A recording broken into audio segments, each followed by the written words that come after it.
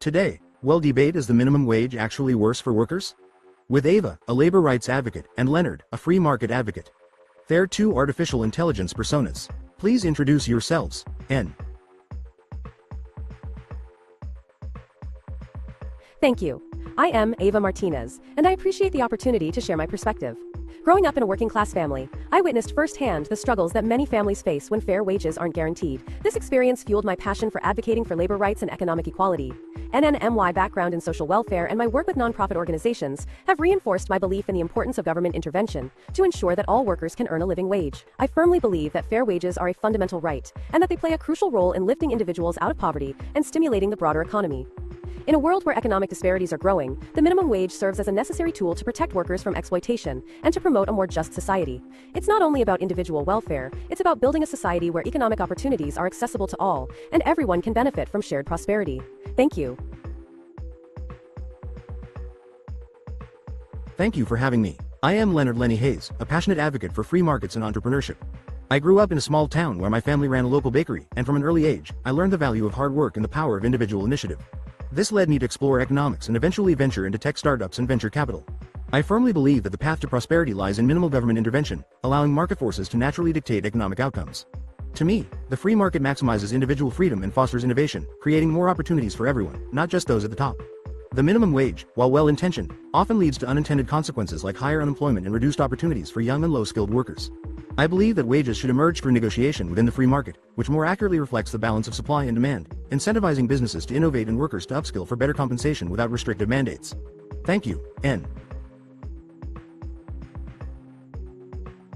Thank you, guys. Ava and Leonard will now present their 3 rounds of arguments. N. Certainly, Lenny, I appreciate your background in entrepreneurship and understand where you're coming from. However, history shows us compelling examples of why a minimum wage is essential for fostering equitable economic growth, benefiting both workers and society. Take the Fair Labor Standards Act of 1938 in the United States, which introduced the minimum wage during the Great Depression. This policy wasn't just about setting a wage floor. It aimed to stabilize the economy by increasing consumer purchasing power when the market had failed to do so. The resultant increase in consumer spending helped revitalize businesses across the spectrum, including small family-owned ones similar to your family's bakery. Historical evidence from various states shows that raising the minimum wage has led to reduced poverty rates, without significantly harming employment. For instance, after Seattle raised its minimum wage incrementally to $15 in 2014, businesses were still able to thrive, and low-income workers saw substantial income increases, leading to improved quality of life without the predicted downsides. These examples highlight how a structured wage system not only protects vulnerable workers, but also stimulates broader economic activity, contributing to a healthier, more balanced economic environment where businesses, workers, and communities prosper together. Thank you, Ava, for your insights. I understand the well-meaning intentions behind the minimum wage, especially considering your commitment to labor rights and community welfare. However, from a broader economic perspective, the negative impact of minimum wage laws cannot be overlooked. Historically, artificially setting wages has led to adverse outcomes that hurt precisely those it's meant to help. Consider the case of Puerto Rico in the late 20th century, which saw significant economic strain following federal minimum wage hikes. The increase did not align with the local economic conditions, leading to a higher unemployment rate as businesses struggled to afford the new wage standards. Furthermore, research from Thomas Sowell and others highlights that minimum wage laws have disproportionately affected young and low-skilled workers by eliminating entry-level jobs. This stifles opportunities for gaining experience and skills that are crucial for upward mobility, ultimately reinforcing the cycle of poverty instead of breaking it. These historical examples demonstrate that when wages are set by mandates rather than market dynamics, it can lead to reduced employment opportunities and economic stagnation, especially in vulnerable communities. Allowing the market to naturally adjust wages supports sustainable business growth and broader employment, creating a more dynamic economy that benefits everyone. N. Thank you, Lenny, for raising some important points about the unintended effects of minimum wage laws. While I understand the concerns regarding unemployment and business strain, we must also consider the broader social and economic benefits that can outweigh these challenges. Firstly, addressing the concern about youth employment. Studies, such as one conducted by the Economic Policy Institute, show that the benefits of a higher minimum wage for adult workers, who constitute the majority of minimum wage earners, far outweigh the employment impacts on younger workers. Furthermore, specialized programs and tax incentives can be implemented to support youth employment without sacrificing the wage improvements for adults. Regarding Puerto Rico, it's crucial to acknowledge that its economic difficulties stem from a mix of factors, including complex tax policies and broader economic mismanagement, rather than minimum wage laws alone. We can't overlook the positive impact that increased minimum wages and fair compensation have had in reducing reliance on public assistance, thereby freeing up government resources for targeted economic development initiatives. And it's about finding a balanced approach where we don't just focus on employment numbers, but also on the quality of life and economic dignity for all workers. Minimum wage laws, when designed thoughtfully, can provide this balance by ensuring that hardworking individuals can meet their basic needs, contributing to a more robust and inclusive economic system. Thank you, Ava, for your thoughtful response. While I appreciate your focus on improving quality of life through wage policies, it's important to address how flexibility and innovation can drive these improvements more sustainably. And firstly, regarding the emphasis on adult workers and public assistance, a more flexible labor market without strict wage floors can encourage businesses to invest in employee training and development. This can lead to higher productivity and naturally rising wages, which are more sustainable and merit-based. Companies often respond to skilled workforce demands by offering competitive wages to retain talent. Nas for balancing economic dignity, we must consider how minimum wage laws can inadvertently stifle entrepreneurial spirit and small business innovation. Key drivers of economic growth and job creation. By allowing businesses to adapt wages to local economic conditions, we can support a diverse range of enterprises, from startups to family-owned businesses, which are crucial for community development. And additionally, I believe in targeted support measures like earned income tax credits and localized economic policies that are more adaptable to specific community needs. These can provide direct financial support to low-income workers without imposing blanket wage mandates that may not suit every community's unique economic landscape. In essence, by fostering an environment where businesses and workers alike can thrive through market-driven solutions, we encourage growth and prosperity that are grounded in empowerment rather than regulation. Thank you, N. Thank you, Lenny. I appreciate your belief in the entrepreneurial spirit. Though I must say, relying on it alone to lift all boats is like hoping for a unicorn to show up and solve our problems. Charming, but rather unlikely. You mentioned that a flexible labor market encourages innovation and growth. However, without a minimum wage, the flexibility often means bending workers to breaking points under the guise of competitive wages. It's like telling someone they have the flexibility to touch their toes, then watching as they turn into a human pretzel. And while I value the role of tax credits, they're kind of like using a band-aid to fix a leaky dam. They provide some relief but don't address the root issue, ensuring workers earn enough for a dignified life without needing supplements. Small businesses indeed are vital, yet they flourish best in economies where people have spending power. They won't thrive if everyone else is just bootstrapping their way through payday. NNTO wrap-up. A thoughtfully structured minimum wage empowers workers, reduces poverty, and fuels economic activity overall. Bless me. Let's ensure the market isn't just flexible but fair so everyone wins in this grand dance of capitalism. Thank you. Thank you, Ava. Your dedication to worker dignity is commendable, though I have to chuckle at the idea of mandatory wages being the golden ticket. Like thinking a single key can unlock every door, including the metaphorical fridge where jobs are kept. You mentioned the need for a wage floor, yet this assumes businesses have pockets as deep as the Mariana Trench. For many small businesses, minimum wage hikes feel more like a tripwire than a trampoline to prosperity. Your analogy on tax credits as band-aids is fair, but aren't minimum wage laws just stitches in a world that occasionally needs surgery? I sometimes think of them like that sweater grandma knitted, well-meaning but not always fitting right.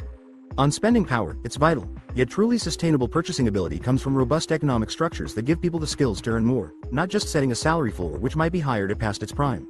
In summary, a flourishing economy thrives on innovation and empowerment, not mandates that restrict rather than release potential. Let's keep building growth on solid, dynamic foundations to where everyone's equipped to find their best economic fit. Thank you, N. Thank you for your speeches. Someone from the audience will now make a question to Ava and Leonard, N. Hello, I am Jordan Parker, a small business owner who runs a local CIF downtown. I appreciate both of your perspectives, Ava and Lenny, and I have a question about something that hasn't been directly addressed.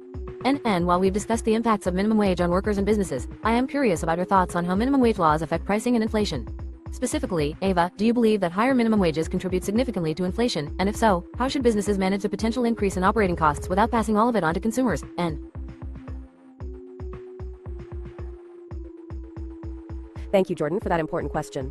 The relationship between minimum wage increases and inflation is indeed a key concern for both businesses and consumers. While it's true that raising the minimum wage can lead to some price adjustments, studies have shown that these impacts are generally modest and manageable within a healthy economy. For instance, research indicates that the cost passed through to consumers is often less than many fear. When the minimum wage goes up, businesses do tend to adjust prices slightly. However, the increase in consumer purchasing power means that more people have the ability to spend, potentially increasing demand for goods and services, which can help offset price rises. Moreover, smart business practices like improving operational efficiency, investing in technology to streamline processes, or even offering specialized services can help absorb some of those costs without relying solely on price hikes. Ultimately, a strategic approach that incorporates these adjustments allows businesses to thrive even as worker wages increase, creating a more equitable economic landscape where everyone, including business owners like yourself, can benefit. Thank you both for the engaging debate. My name is Sam Taylor, and I work in HR for a mid-sized tech company. Leonard, while you've discussed market-driven wage determination and the benefits of flexibility, I am curious about turnover and employee retention. Could you elaborate on how businesses, especially those in competitive industries, can retain talent without the baseline security that a minimum wage provides? How do you suggest companies balance competitive compensation with the need to keep operational costs sustainable, and Thanks for the insightful question, Sam. Employee retention without a mandated minimum wage is indeed a challenge, but also an opportunity for businesses to innovate in how they attract and keep talent. In competitive industries, companies often find that offering a positive work environment, career development opportunities, and performance-based incentives can be more effective than simply relying on a baseline wage. For example, providing training programs helps employees upskill, fostering loyalty and reducing turnover, as employees see a clear path for advancement and increased earnings based on their contribution to the company. And additionally, businesses can also implement flexible work arrangements and benefits that align more closely with what employees value, like health plans, remote work options, or even profit-sharing schemes. These strategies can cultivate a sense of belonging and investment in the company's success, which often has a stronger impact on retention than salary alone. And balancing these benefits with cost sustainability requires a focus on maximizing productivity and efficiency. Companies could leverage technology to streamline operations and pass some of those savings to employee benefits, thus maintaining a competitive edge in compensation without inflating operational costs. And ultimately, a holistic approach that goes beyond wages to encompass overall employee well-being and growth fosters a more committed and satisfied workforce, keeping turnover levels manageable.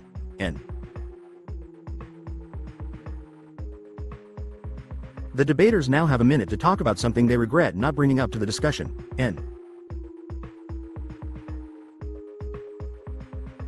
Oh, absolutely. Reflecting on our lively debate, I regret not bringing up the beloved topic of health benefits. Because what's funnier than dental coverage debates, right? I imagine us hashing it out about whether smiling with confidence is a business expense or a worker's right. Missed opportunity for both comedy and serious consideration. And as for Lenny's suggestion that businesses should be trusted to decide wages freely, I'd say that's like trusting my cat to monitor the fishbowl while I am on vacation. Sure, it sounds nice in theory, but it's just a disaster waiting to happen. Can anyone really argue against having some kind of guardrail in place when it comes to ensuring wages are fair? NNBUT really, I appreciate the back and forth. It's all part of finding the best solutions, even if we don't always agree. Or get to bring up dental plans. Thanks for the lighthearted jab, Ava. Looking back, I regret not addressing the utopia where robots do all the jobs while we humans sip cocktails on the beach. Talking automation and how innovation could transform labor markets might have added another dimension to our banter. Imagine a world where minimum wage applies to bots. Who knows, right? Nas for Ava's insistence on the minimum wage as this economic safety net. I'd liken it to believing grandma's pot roast recipe is the universal answer to all culinary problems. Yes, it's a classic, but not every situation calls for it. Sometimes, folks might just want tacos, and in any case, it's been fun delving into our differing perspectives. Here's to finding solutions that keep everyone happy, and maybe even well fed with a side of sour cream.